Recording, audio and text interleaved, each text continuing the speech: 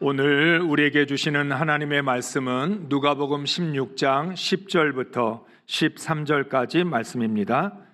지극히 작은 것에 충성된 자는 큰 것에도 충성되고 지극히 작은 것에 불의한 자는 큰 것에도 불의하니라.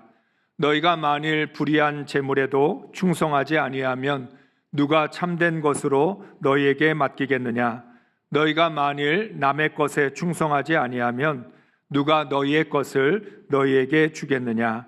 집 하인이 두 주인을 섬길 수 없나니 혹 이를 미워하고 저를 사랑하거나 혹 이를 중히 여기고 저를 경히 여길 것임이니라. 너희는 하나님과 재물을 겸하여 섬길 수 없느니라. 아멘.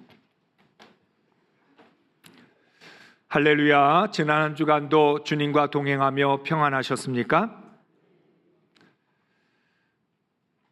특세를 통해 예배의 목적과 의미를 깊이 깨닫고 새로운 다짐을 하셨습니까? 특세는 오지 않아서 잘 모르시겠나요? 가을이 천고마비의 계절이라면 사순절은 그리스도인이 하나님과의 교제를 통해 영적으로 풍성함을 누리는 시간입니다. 사순절은 축복의 시간입니다. 한 해를 믿음으로 살 수 있는 영적 능력을 키우는 시간입니다. 사순절을 어떻게 보내느냐에 따라 한 해를 믿음으로 잘 살 수도 있고 그렇지 못할 수도 있습니다. 하나님께서 우리에게 주신 소중한 시간이기 때문에 이 사순절 기간 동안은 우리의 영적인 체력을 키워야 되고 신앙의 성장과 성숙을 경험해야 합니다. 그런데 피곤합니다.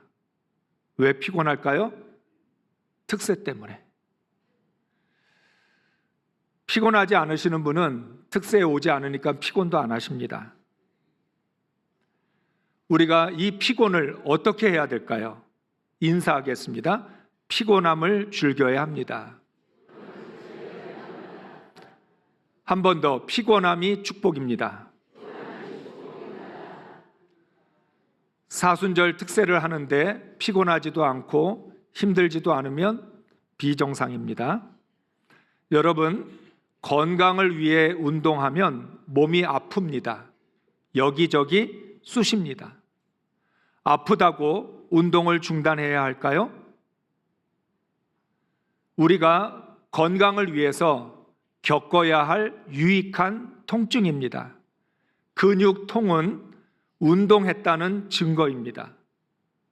오히려 아프지 않으면 운동 효과가 없다고 생각합니다. 통증을 없애려면 운동을 쉬면 됩니다. 대신에 병으로 인한 유해한 통증이 생깁니다. 근육통은 사라지겠지만 또 다른 병으로 인한 통증이 생깁니다. 어차피 아픕니다. 유익한 통증이냐, 유해한 통증이냐, 건강을 위한 통증이냐, 몸이 아파서 겪게 되는 통증이냐, 선택의 문제입니다. 하나님을 잘 믿으려면 고통이 따릅니다. 자기를 부인하고 십자가를 지는 일에 어떻게 아픔이 없겠습니까? 그런 아픔과 고통이 내 영혼을 건강하게 만듭니다. 만약 내가 하나님을 믿고 있는데 나는 고통도 싫고 아픈 것도 싫어, 그러면 우리의 영혼은 병이 들게 될 것입니다. 여러분이 대충 믿으면 아무런 고통이 없습니다. 아무런 고통이 없다는 걸 좋아할 일이 아니라 영적인 위기감으로 느껴야 합니다. 내가 하나님을 잘못 믿고 있구나라는 신호로 받아들여야 합니다. 사순절 특세를 완주하려면 피곤합니다. 그러나 내 영혼에 유익합니다. 사순절 기간은 영적 성장을 위해 성장통을 치러야 합니다. 어린아이들이 한참 활발하게 성장할 때 밤에 자다가 아프다고 합니다. 왜 그런가요? 성장통 때문에. 그 성장통은 아이가 잘 성장하고 있다는 증거입니다.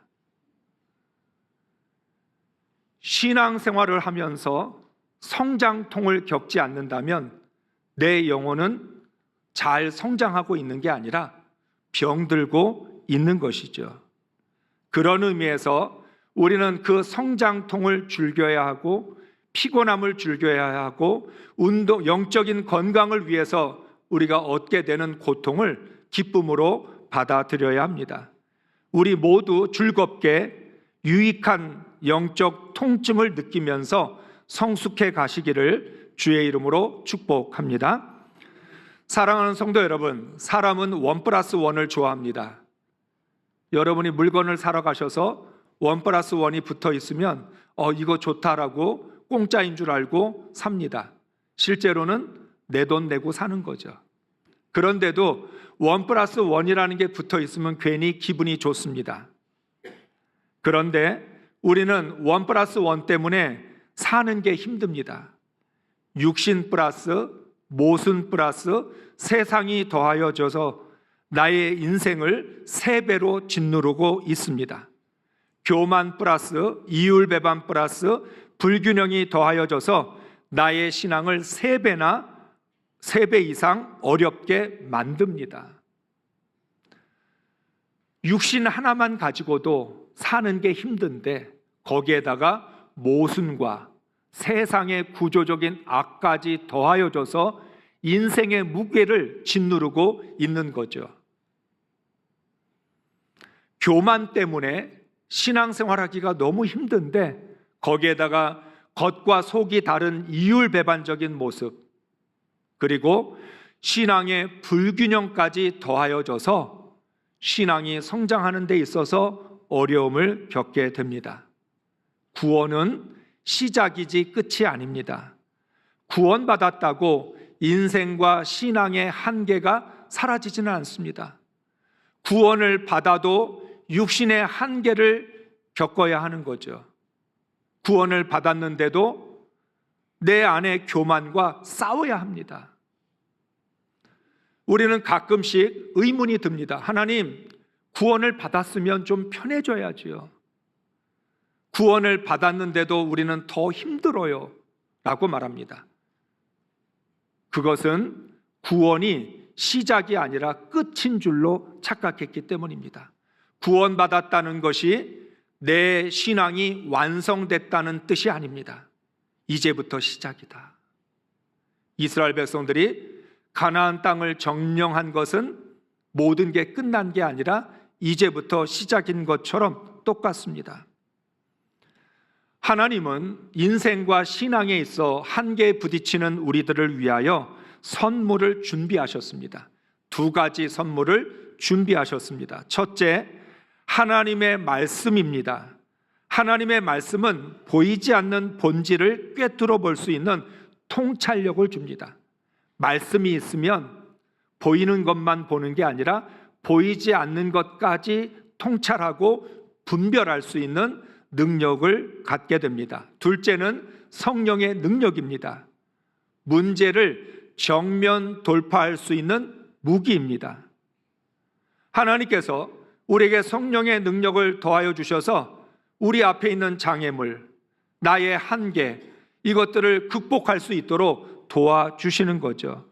아무리 잘 믿고 잘 살고 싶어도 저절로 이루어지지 않습니다.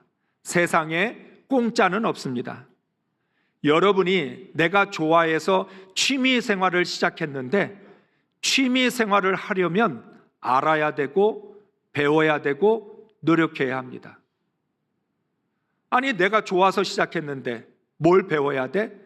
취미를 즐기려면 배워야 하는 거죠. 여러분이 탁구를 좋아해서 탁구를 시작했습니다. 그런데 배우지 않으면, 노력하지 않으면 여러분은 탁구를 치는 게 아니라 공만 주스러 다닙니다. 그래서 탁구를 배우기 시작한 초보자들이 이야기합니다. 나 멋지게 드라이브도 치고 나 멋지게 랠리를 하고 싶은데 난 오늘도 공만 줍다가 왔어. 죽도록 고생했어 라고 생각이 듭니다. 내가 원하는 만큼 즐기려면 그만큼 알아야 되고 배워야 되고 노력해야 합니다. 힘든 인생이 쉬워질 때까지 알고 배우며 노력해야 합니다.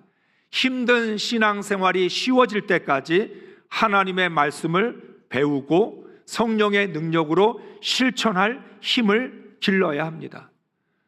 하나님이 무기를 주셔도 사용할 줄 모르면 소용이 없습니다. 하나님이 말씀을 주셨고 성령의 능력을 주셨는데 난 어떻게 하나님의 말씀을 사용해야 될지, 성령의 능력을 어떻게 활용해야 될지 모르면 아무런 의미가 없는 거죠. 우리는 한 번밖에 없는 인생을 잘 믿고 잘 살아야 할 책임이 있습니다. 그렇기 때문에 오늘 우리는 전도서를 통해 왜 사는 게 힘든지를 배운 것처럼 오늘 3가지 말씀을 통해서 어떻게 살아야 할지를 배우겠습니다. 첫째, 기력이 쇠하지 않는 인생을 살아야 합니다. 신명기 34장 7절, 여호수아 14장 11절, 12절 상반절의 말씀을 읽습니다. 모세가 죽을 때 나이 120세였으나 그의 눈이 흐리지 아니하였고 기력이 쇠하지 아니하였더라. 모세가 나를 보내던 날과 같이 오늘도 내가 여전히 강건하니 내 힘이 그때나 지금이나 같아서 싸움에나 출입에 감당할 수 있으니 그날에 여호와께서 말씀하신 이 산지를 지금 내게 주소서. 아멘. 여러분, 솔로몬의 인생도 부럽지만 모세와 갈렙의 인생이 더 부럽습니다. 솔로몬이 부자로 성공하여 모든 하고 싶은 걸 다 했다는 게 부럽습니다. 그런데 모세와 갈렙이 죽을 때까지 눈이 흐리지 않고 기력이 쇠하지 않았던 강건함이 있다는 게 우리는 더 부러운 거죠.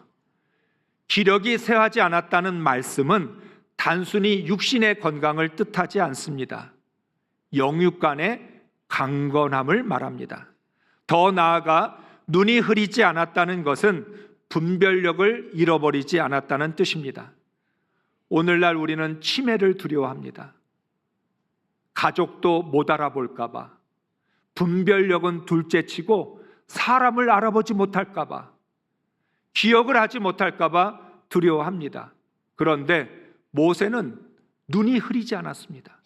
분별력을 잃어버리지 않았고 그 분별력을 가지고 있었기에 마지막까지 사명을 감당할 수 있었습니다. 모세는 분별력을 유지할 강건함이 있었습니다. 사실 모세는 40년 동안 하나님이 주신 사명을 감당하느라 자신을 돌아볼 여유가 없었습니다. 모세는 매일같이 많은 일을 해내야 됐기 때문에 건강을 위해 운동을 하거나 좋은 것들을 먹어본 적이 없었습니다. 하나님이 모세의 강건함을 책임져 주셨습니다. 기력이 쇠하지 않게 하시고 건강한 영혼을 허락하셨습니다. 여러분, 어떻게 사느냐에 따라 기력이 쇠하지 않을 수 있습니다. 자신의 몸을 너무나 아껴서 항상 건강 때문에 벌벌 떤다고 해서 건강한 것은 아닙니다. 건강을 위해서 많은 노력을 기울이지만 우리가 건강을 지킨다는 게 생각보다 쉽지 않습니다. 설사 건강은 지킨다 할지라도 분별력을 잃어버리지 않는 것, 그리고 사명을 감당하는 것은 보장할 수 없는 일입니다. 갈렙 역시 45년 전과 동일한 강건함을 유지했습니다. 여러분 중에서 45년 전이나 지금이나 똑같이 건강하다라고 하는 분 있으십니까? 거기에다가 난 지금도 전쟁을 치룰 수 있는 힘이 있다. 45년 전의 건강이 지금까지도 유지되고 있고 전쟁을 치러낼 수 있는 힘이 있다라고 갈렙은 말합니다. 갈렙은 모두가 주저할 때 이 산지를 지금 내게 주소서라고 도전했습니다. 기력이 쇠하지 않는 것은 바로 이런 것입니다. 단순히 건강을 유지하는 것을 넘어서 험한 산지를 향하여 도전할 수 있어야 합니다.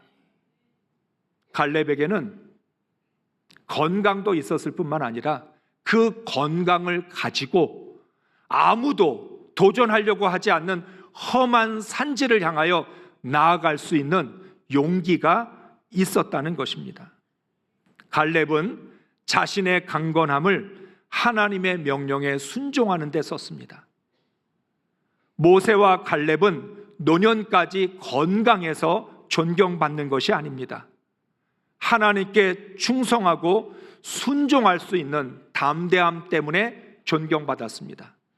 혹시 여러분 중에 나도 모세처럼 건강하면 좋겠다, 눈이 흐리지 않고 기력이 쇠하지 않았으면 좋겠다, 갈렙처럼 45년 전이나 지금이나 동일한 건강을 가지고 활동적으로 살아갈 수 있으면 좋겠다, 그러면 여러분 그 말씀을 오해하신 것입니다. 모세와 갈렙이 존경받는 이유는 건강이 아닙니다. 마지막까지 사명을 감당하고 하나님을 위하여 자신의 강건함을 드릴 수 있었던 그 믿음이 그들을 존경하게 만든 것입니다. 기력이 쇠하지 않는 것은 건강하게 오래 사는 것이 아니라 죽음을 눈앞에 두고도 도전할 수 있는 영적인 힘을 뜻합니다. 모세와 갈렙은 기력이 쇠하지 않는 인생을 우리에게 보여줍니다. 다르게 말하면 기력이 쇠하지 않는다는 건 어떤 환경과 상황에도 지치지 않는 그런 믿음을 뜻합니다. 모세가 너무나 자신의 사명이 감당하기 어려워 하나님 차라리 내가 죽었으면 좋겠습니다 고백하는 순간도 있었지만 그는 지치지 않았습니다. 포기하지 않았습니다. 모세와 갈렙은 기력이 쇠하지 않았던 것뿐만 아니라 지치지 않는 믿음으로, 지치지 않는 그 비전으로 하나님께 충성하며 살았던 것입니다. 바로 그런 인생이 헛되지 않은 인생입니다. 어떻게 살아야 할까요?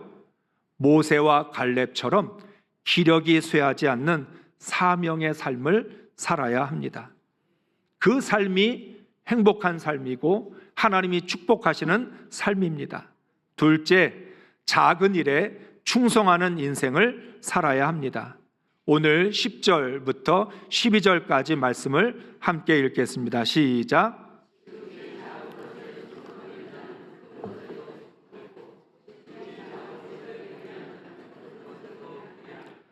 너희가 만일 불의한 제물에도 충성하지 아니하면 누가 참된 것으로 너희에게 맡기겠느냐? 너희가 만일 남의 것에 충성하지 아니하면 누가 너희의 것을 너희에게 주겠느냐? 아멘. 사람은 모두 나한테 큰 일을 맡겨주면 내 실력을 보여주겠다고 큰 소리를 칩니다. 한국 사람들은 무엇이든지 큰 걸 좋아합니다.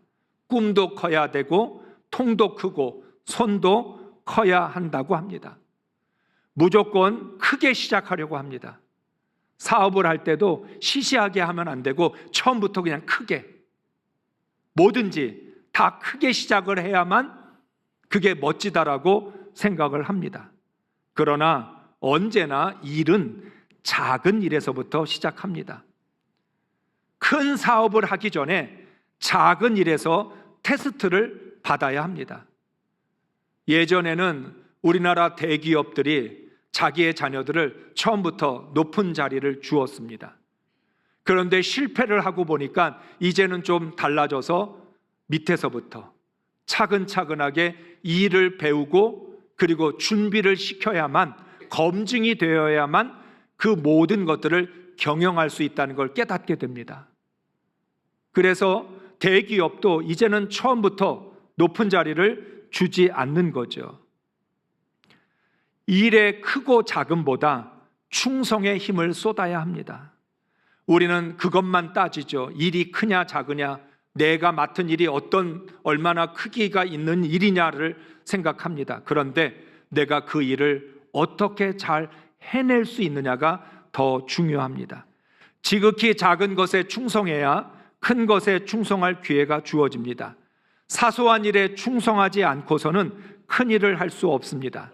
하나님은 우리를 위해 작은 일을 통해 일하는 자세와 태도를 배우게 하십니다.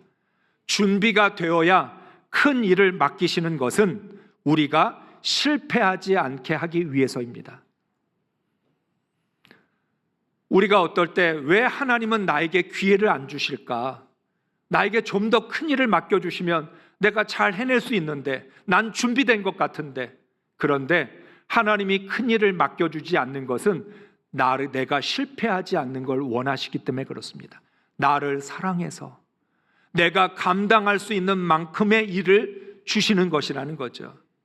여러분, 우리가 충성은 말로 하는 게 아니라 실제적으로 실력으로 감당해낼 수 있어야 합니다.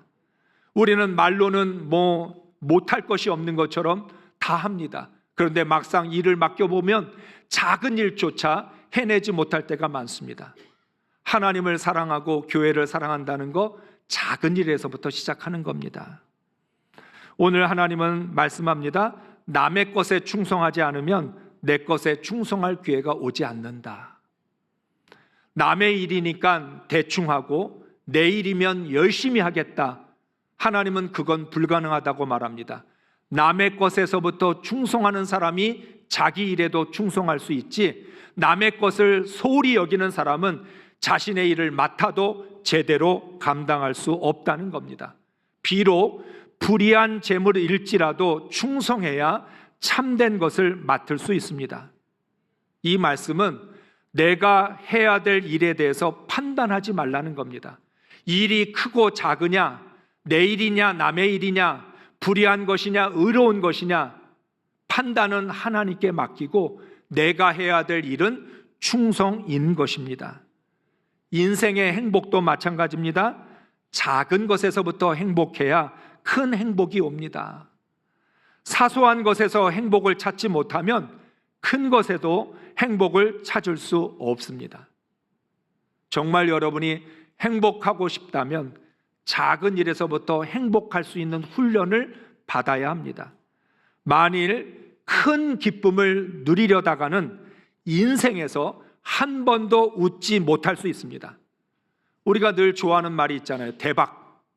대박이 나면 좋겠다. 이왕 내가 웃으려면 크게 웃을 수 있었으면 좋겠다. 여러분이 큰 기쁨만 찾다가는 평생에 한 번도 웃지 못하고 인생이 끝날 수 있습니다. 돈을 얼마나 많이 벌면 기쁠까요? 1,000만 원 이상 벌어야 기쁠까요? 여러분이 동의도 안 하는 거 보니까 1,000만 원 가지고 어떻게 기뻐해요? 라고 얘기하는 것 같아요. 1억, 10,000원부터 기뻐해야 1억으로 기뻐할 기회가 옵니다. 작은 것에서 기뻐해야 큰 것에 기뻐할 수 있는 기회가 온다는 것입니다. 작은 일에 감사해야 큰 일에 감사할 수 있습니다. 사소한 것에서부터 감사하는 사람이 큰 것에 감사할 수 있게 됩니다. 이것이 인생의 진리입니다.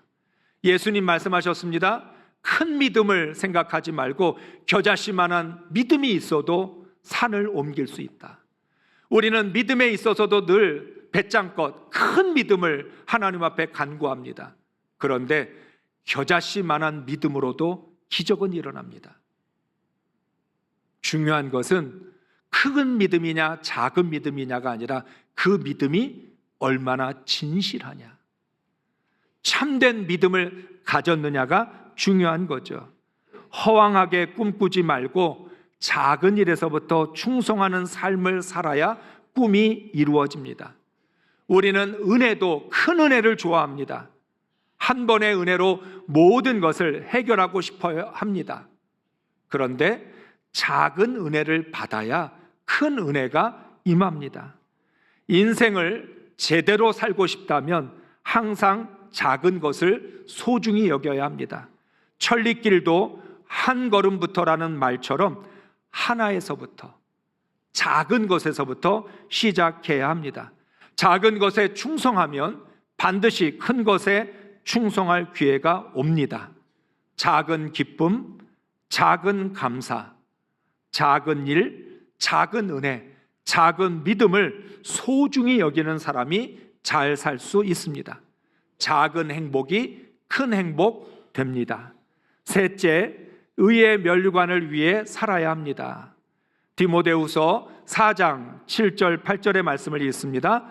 나는 선한 싸움을 싸우고 나의 달려갈 길을 마치고 믿음을 지켰으니 이제 후로는 나를 위하여 의의 면류관이 예비되었으므로 주 곧 의로우신 재판장이 그날에 내게 주실 것이며 내게만 아니라 주의 나타나심을 사모하는 모든 자에게도니라. 아멘.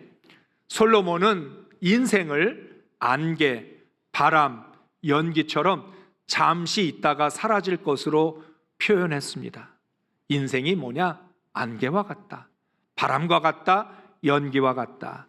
이 세상을 떠날 때 아무것도 가지고 갈 수 없어서 인생이 헛되다라고 말했습니다. 우리는 이 땅에서의 소유를 위해서만 삽니다. 가져갈 것이 없기 때문에 이름이라도 남기려고 애를 씁니다. 그러나 헛된 인생은 그 무엇으로도 대체할 수 없습니다. 위대한 업적을 남겨도 아무도 기억하지 않습니다. 결국은 썩어 없어져서 다 사라지게 됩니다. 그러므로 바울의 고백처럼 의의 면류관을 위해 살아야 합니다. 우리가 부지런히 하나님의 의를 심으면 의로우신 재판장께서 하늘의 상급을 주십니다. 하나님께서 잘 살았다고 인정해 주시는 것입니다. 우리에게 필요한 칭찬과 인정은 이것뿐입니다. 인생의 마지막 날 하나님 앞에 인정받으면, 하나님께 칭찬받으면 그것이 우리의 모든 삶을 말해 주는 것이죠. 의로우신 재판장으로부터 의의 면류관을 받으면 성공한 인생입니다. 하나님은 말씀합니다. 무엇이든 그대로 심는 대로 거둘 것이다. 심은 대로 거둔다. 의의 면류관을 의를 심으면 의의 면류관을 받는 것이고, 썩어질 것을 심으면 아무것도 거두지 못하는 것이죠. 선한 싸움을 싸우고 인생에 달려갈 길을 잘 마쳤으며 끝까지 믿음을 지켜서 받는 영원한 상이 의의 면류관입니다. 하나님은 그리스도인들이 완주하게 하셔서 의의 면류관을 주십니다. 의의 면류관은 헛되지 않은 인생을 살았다는 결정적 증거입니다. 하나님께 인생의 마지막 날 의의 면류관을 받는다면 너는 헛되지 않은 인생을 살았다. 네 인생은 후회하지 않는 인생이라고 하나님이 인정해 주시는 거죠. 오늘도 나는 허물어질 모래탑을 쌓고 있지는 않습니까? 나와 세상을 위해 사는 인생은 순식간에 무너집니다. 의의 면류관을 위해 살고 계십니까? 하나님을 위해 사는 인생은 영원합니다. 바울의 인생은 절대 순탄하지 않았습니다. 수없는 고난으로 채워진 인생이었습니다. 바울은 육체의 가시를 제거하지 못한 채 조롱과 비난을 받았습니다. 바울은 가장 멋진 모습으로 사명을 감당한 것이 아닙니다. 초라한 모습으로 사명을 감당했습니다. 바울은 눈에 안질이 있어서 항상 눈곱이 끼었고 또 키가 작았고 머리가 없어서 사람들로부터 늘 외모를 지적받았습니다. 거기에다가 말이 어눌해서 바울의 편지는 힘이 있었지만 바울의 말은 늘 어눌했다라고 말을 합니다. 저는 바울의 마음이 충분히 이해가 됩니다. 육체의 가시를 제거했으면 좋겠다. 저도 때로는 좀 더 잘생겼으면 얼마나 좋을까. 여러분들이 제가 말씀을 전할 때마다 저를 보면 흐뭇할 거 아니에요. 조금만 더 잘생겼으면 좋았을 텐데 아쉬움이 있습니다. 그러나 바울의 인생은 세상의 기준으로 보면 가장 불쌍한 인생이지만 의의 면류관을 위하여 살아왔습니다. 선한 싸움을 싸웠고 달려갈 길을 마쳤고 끝까지 믿음을 지켜서 의의 면류관을 받게 되었습니다. 자신의 고백대로 오직 주를 위해 살았습니다. 하나님의 기준으로 보면 가장 빛나는 인생을 살았던 것입니다. 지금은 잘 모릅니다. 불쌍한 인생일지 빛나는 인생일지. 그러나 인생의 마지막에 반드시 나타납니다. 고린도전서 15장 19절의 말씀입니다. 만일 그리스도 안에서 우리가 바라는 것이 다만 이 세상의 삶뿐이면 모든 사람 가운데 우리가 더욱 불쌍한 자이리라. 아멘. 이 세상의 삶이 전부라면, 사명을 위해 산 인생, 작은 일에 충성한 인생, 의의 면류관을 위해 산 인생이 불쌍한 인생 되는 겁니다. 그런데 영원한 삶이 있다면, 그렇다면 우리는 이 세상에서 가장 아름답고 빛나는 인생을 산 것입니다. 이제 말씀을 마치고 나면 오늘 이 하루도라고 하는 찬양을 부르게 됩니다. 내게 주어진 하루를 감사합니다. 내게 또 하루를 허락하심을 이 하루도 헛되이 보내지 않으며 살기 원합니다. 여러분, 우리는 잘 모릅니다. 내일을 어떻게 살아야 될지, 한 달을 어떻게 살아야 될지, 1년을 어떻게 살아야 될지 모릅니다. 그런데 믿음으로 사는 사람은 하나님이 내게 주신 오늘 하루, 이 하루를 하나님의 말씀으로 살아내야 합니다. 내게 주어진 오늘 이 하루를 감사하며 기력이 쇠하지 않는 인생, 작은 일에 충성하는 인생, 의의 면류관을 위해 사는 인생으로 하나님께 영광 돌리시기를 주의 이름으로 축복합니다.